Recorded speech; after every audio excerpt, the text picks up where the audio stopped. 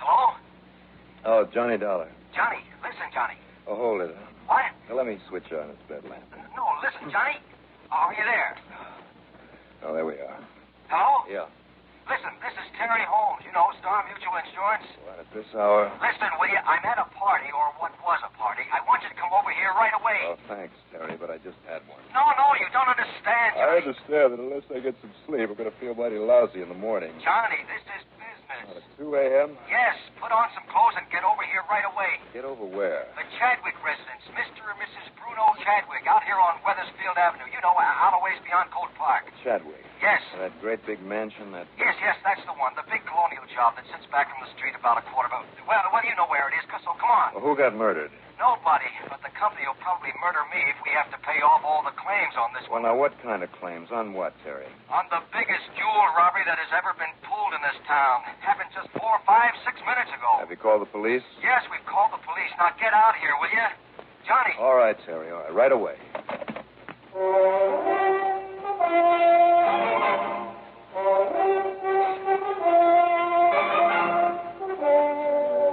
The CBS Radio Network brings you Bob Reddick in the exciting adventures of the man with the action-packed expense account, America's fabulous freelance insurance investigator. Yours truly, Johnny Dollar.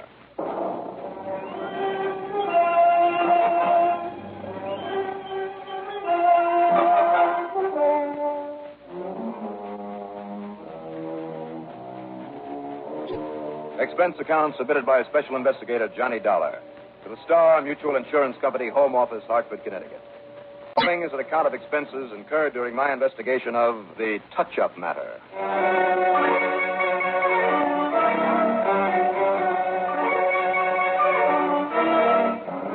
Expense account item 1, lack of sleep. I hauled myself out of bed, got dressed in a hurry, and then used my own car to drive to the Bruno Chadwick south of town, just off Weathersfield Avenue. Mansion is right. The big old home is one of the local show places. Must have 35 or 40 rooms. It's just as good as the day it was built. Instead of the butler, Terry Holmes let me in the front door. He led me across the marble floor of the entrance hall and then into a huge mahogany-paneled library. Okay, now sit down, Johnny. Let me tell you what's happened. All right. Only hadn't I better check in with the police? Who's in charge? Lieutenant Barney McQuaid. But now listen. Now, where are they? In the music room with the Chadwicks and all their guests. But I can tell you what's happened in half the time it would take you to get it out there with all those excited, chattering females all trying to talk at once. You should hear them, yakety, yakety, yakety. So what females, Terry? This party's the Chadwicks' 40th wedding anniversary. The guest list, and I don't know how I ever happened to be on it. Well, the guests include most of the ritziest, wealthiest people in Hartford. Real big money. Mr. and Mrs. Lloyd Augustus Brownfield, for instance. Oh, the stock market millions? Yes, and the Fritz Melchiors, the Lawrence Comstocks, Kenneth Gordon Hodge, that old Dowager Marianne Hooper, half a dozen more. Just think of money and you've got the whole list. Except for Mr. Thompson B. Thompson. Who's he? Who knows? He barged in early this evening, just about the time the festivities were getting underway. Said he was up from New York and staying at the Pearson Motor Court. You know, the other side of town? Yeah, I know the place. Okay. Said he wanted to talk over a business deal with old man Chadwick. Apologized for not having made a date with him. And when he saw there was a party in progress, he apologized again and said he'd come back another time. But Mrs. Chadwick took one look at him, and believe me, Johnny, this was the polished gentleman of, well, if there ever was one. And good-looking, too. Yeah. Well, she talked with him a minute or so and then insisted he join the party. So he did. What's more, he was the life of the party. And that's why it lasted so late. Tall, young, handsome, charming. All those wealthy old biddies practically fought each other for a chance to talk with him, sit next to him. And all the while, Johnny, that stinker was carefully casing the hundreds of thousands in jewelry they were loaded with. So how did he pull it off, Terry? We were all sitting around in the music room trying to keep politely awake while Mrs. Price, Mrs. Jackson Lee Kenworthy Price, squawked out the 10th or 15th encore in that crow-like voice of hers. Believe me, Johnny, it was murder. Well, onward and upward with the arts. Oh, sure. Anyhow, while everybody was quietly shuddering over an impromptu cadenza she was thoroughly mangling somewhere in the middle of Our Sweet Mystery of Life, I think it was. I wouldn't swear to it. Yeah. Suddenly, the lights went out. Go on. Well, for about 3 seconds, there was some blessed silence for a change. And then old lady Chadwick let out a shriek that was even worse than Mrs. Price's singing and started hollering about her diamond necklace. Then Mary Ann Hooper yelled something about her emerald pendant. Then 3 or 4 of the others all practically on top of each other. By the time old Chadwick got the lights back on again, that charming, lovable Mr. Thompson B. Thompson was gone. And with him, nearly $2 million in jewelry. The police been able to find out anything about this Thompson? Well, not very much. Not yet. What? How are you, Johnny? Well, hi, Lieutenant. Boy, you should hear them in there, Johnny. Holy smoke, they sound like a yard full of chickens with an army of hawks descending on them. It's pretty good, Lieutenant. So I thought I'd hole up in here until one of the boys I sent over to that motel checks back with me. The motel where this Thompson B. Thompson claimed he was staying? Yeah, that's right. Didn't you phone the place? Yes, and the manager told me that he's registered all right and drives the same kind of a car he used to come over here. I see New York license. No, that's just the point. Connecticut plates. Maybe that's Conroy now. Mind if I listen in? Be my guest. McQuaid. Conroy, Lieutenant. Yes, Conroy? Those plates. Yeah? The manager here gave me the number on them. Yeah? I checked them with headquarters, Lieutenant. They're on the stolen car list. I see. Then there's no point in your staying there at the motel. No, sir. I guess he's far away, but... Hey, hold everything, Lieutenant. Yes? Hello, Conroy. Listen, car just came in the driveway. Looks like his, maybe. Yes? Yeah, it's pulling up in front of number 7. That's Thompson's room. Okay, now, as soon as he gets inside, go out and check that license. Call me back. Don't try to apprehend him. Right, sir. Call me back. Well, this may not be so tough at that. Wonderful. Sounds like a cinch. Sure. And yet if he was clever enough to crack this party the way he did... Lieutenant, did the people inside there give you a pretty good description of him? Description? Better than that. Look at this. A snapshot of him. Good. How'd you happen to get this? Hey, I remember. Right after dinner, Mr. Chadwick took a lot of these pictures with one of those self-developing cameras. Yeah, that's right. He was snapping everybody, handing them out right and left. Thompson didn't object to having his picture taken? No, jumped at the chance. Funny. Now, if Conroy calls back and says that... There we go, Johnny. I'll listen over your shoulder again. McQuaid. Conroy again, Lieutenant. That's Thompson's car, all right. I mean, the one he stole. All right, now, Conroy. And it's Thompson went inside the motel room. Looks just like that picture you got. He's in there now. Okay. Don't disturb him. What do you mean? I mean, don't disturb him. Unless he tries to make a break for it. Then stop him any way you have to. Yes? I'll be right over. Okay, Johnny. Want to be in on an easy kill? Easy kill, huh? Absolutely. Any bets?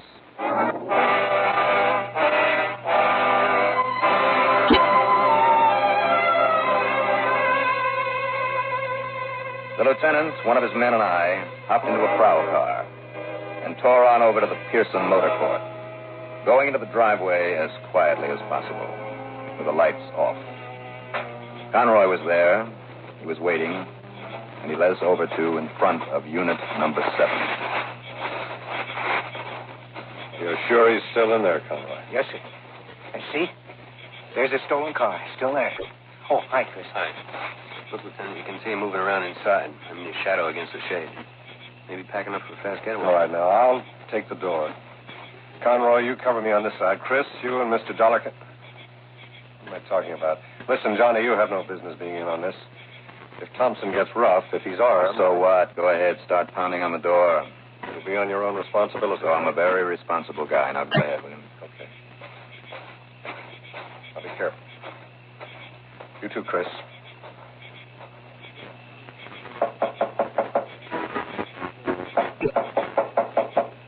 Thompson? Come on, Thompson. We know you're in there. Open up. This is the police, Thompson. You open this door or we shoot our way in.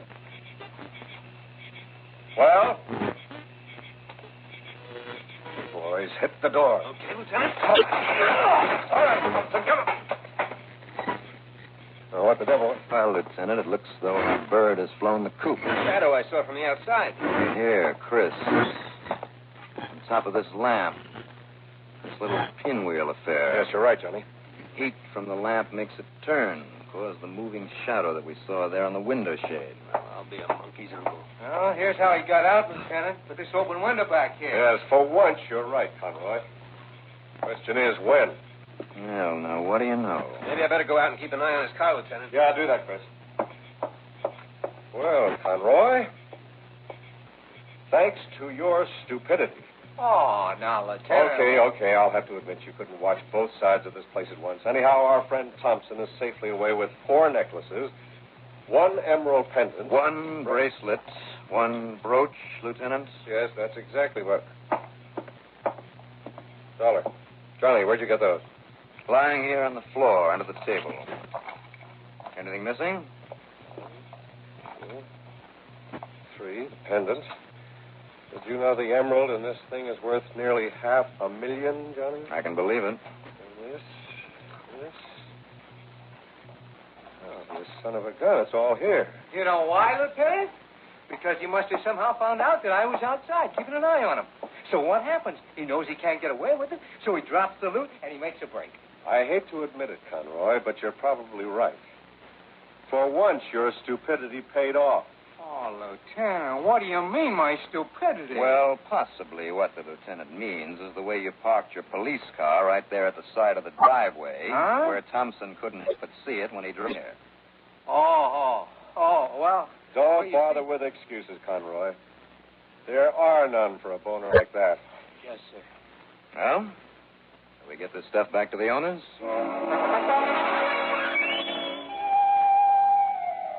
The wealthy old ladies were tickled pink to get their expensive baubles back. And the look of relief on Terry Holmes' face was really something to behold.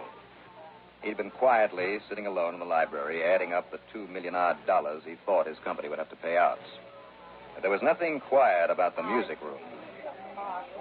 Yes, well, thank you, ladies, thank you. But now the boys and I had better... You're wonderful, Mr. Dollar. I just don't know how you did it. Oh, I just knew when Mr. Holmes said he was bringing you into the case. I just knew you'd get our things back. Well, now, look, Miss Chadwick, the real credit for this should go... Yes, sir. I just told the lieutenant, Mr. Dollar, we're certainly proud of you. Well, now, Mr. Chadwick, If there's anything I can do for you any old time, just you ask for it, my boy. And you did it all so quickly. It's just wonderful. Well, now, you sure they're all here, Mrs. Chadwick? No stones missing, anything like that? We've checked them, every single one. Well, good. You're just wonderful, Mr. Dollar. Well, I wish you ladies would thank the lieutenant if he and his men hadn't got there so quickly. Oh, now you're too modest, Mr. Dollar. No. It's a fact. Just because I happen to see the jewelry lying there for... Well, you tell them how it happened, Lieutenant. Well, the boys and I had better get back to headquarters, folks. Oh, but not before you tell us all the details. Oh, yes, please, Lieutenant. Tell us just exactly. Well, now, please. Oh, come Wow. Come in, sit down. I was just about to go out and rescue you, Johnny. Well, Terry, you still here? Yeah, I kind of thought you'd get your fill of that yakety-yak out there. Want the butler to fix you a drink? Just push that little pink button on the desk. Well, you're real happy now, aren't you, Terry? Why not? Look at the money the company won't have to pay out now. Order a drink. Hey, call the lieutenant in for one. Lord knows he deserves it. Well, he'll need more than a drink when he gets time to realize the big part of his job is still to be done. Now, what do you mean by that? I mean running down this Thompson character. Who cares about him now that the stuff is back? I do, for one. And you know something? I got a couple of ideas. Oh? Like what? Well, take that picture of him. Beg your pardon. This picture. I forgot to give it back to the lieutenant. Looks exactly like him, Johnny.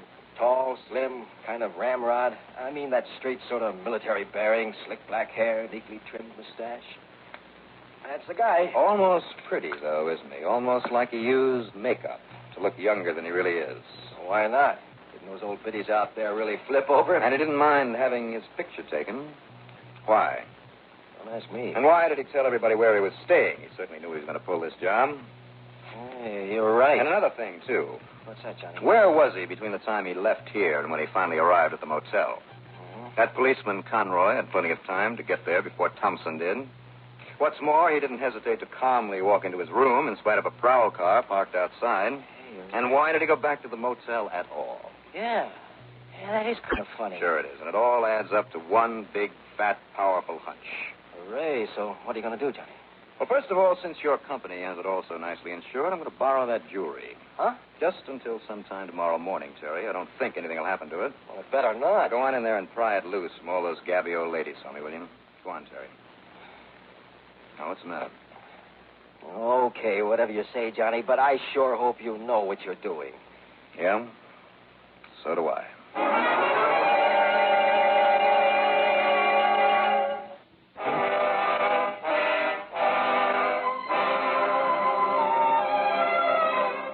9:30 the next morning, I dropped in at the small store of a jeweler by the name of Caldwell. His eyes almost bugged out of his head when I casually laid the pile of trinkets on the counter and asked for an appraisal. But when he put a loop in his eye and started to examine them really carefully... No, I can't believe it. Amazing.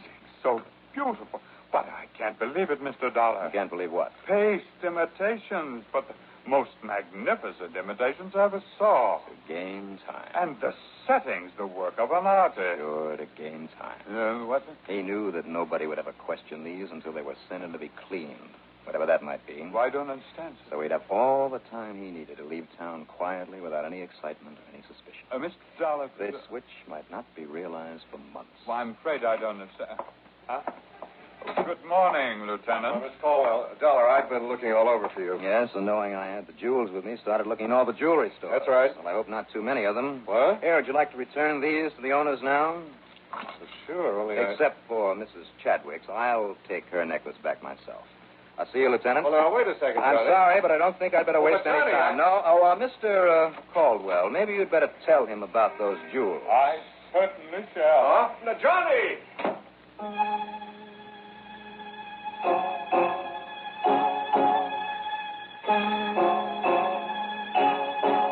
You know, from that moment on, things slipped so neat into place I could hardly believe it. First, of course, I returned the necklace to Mrs. Chadwick, without telling her, not yet, that her stuff was only paste. And I only wish there was something I could do to show my gratitude. Well, there is, Mrs. Chadwick. Well, what's that, Mr. Dollar? Well, I'd like to borrow that camera that makes the pictures right after you snap them. Why, of course. Also, I'd like to know where you have this fine jewelry cleaned when you do. Oh, at Richter's, that big place on High Street. We wouldn't think of taking them anywhere else. We? Oh, yes, all the ladies you met last night. Oh, thank you very much. What?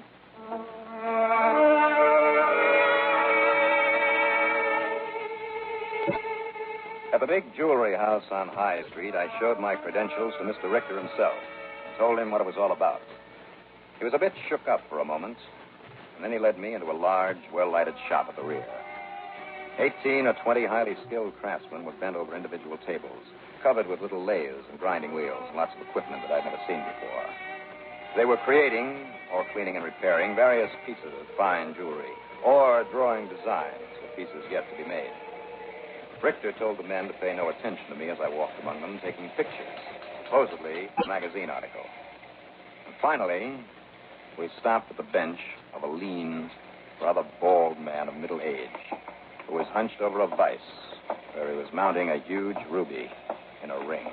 And this is Ernest, very new with us, but one of our finest stone setters. Designs and makes all the mountings himself. Ernest? Don't let us interrupt your work, Ernest. Oh, thank you, sir. We're going to miss you, though, when you leave for that job in Philadelphia, is it? Yes, sir. But I'll be here another week or so, Mr. Richter. Oh, yes, that's right. I think I'd like your pictures standing up, Ernest. Standing, sir? Yes, if you don't mind. Do you? Why, no, of course not, sir. Right next to Mr. Richter, please. And stand up straight, huh? I'm afraid that bending over my work all these years... Oh, come on, stand up straight, like this. I beg your pardon. Good, that'll do it. Mr. Richter, might I ask what this is all about? Now, we'll give this about a minute. I'm afraid I don't understand, Well, sir. don't worry, Ernest, you will. Now, Mr. Richter, Yes? as soon as this picture develops, if one of your artists will do a little retouching for me. Well, of course, Mr. Dollar. What? Mr. Dollar? That's right, Johnny Dollar. The investigator. Yes.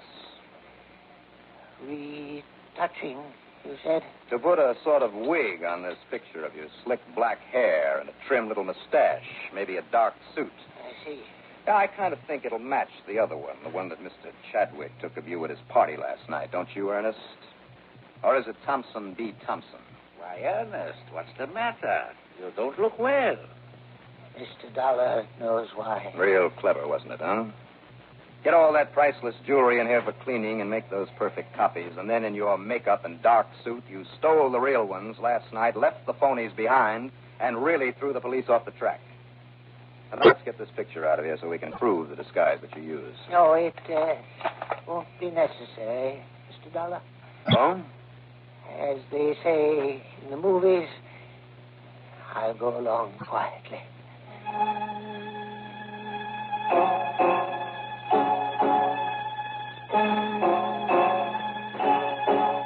The gems he'd stolen, well, we picked them up at his apartment, and then took them along to police headquarters. It's funny, Lieutenant McQuaid even forgot to bawl me out for having kept that first picture of Ernest.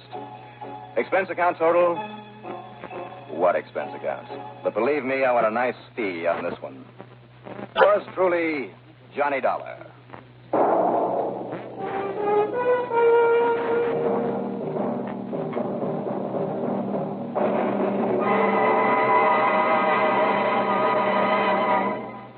Now, here is our star to tell you about next week's story. Well, next week, what might have been a pleasant trip across the country, if it weren't for a killer gunning for me. Join us, won't you? Yours truly, Johnny Dollar.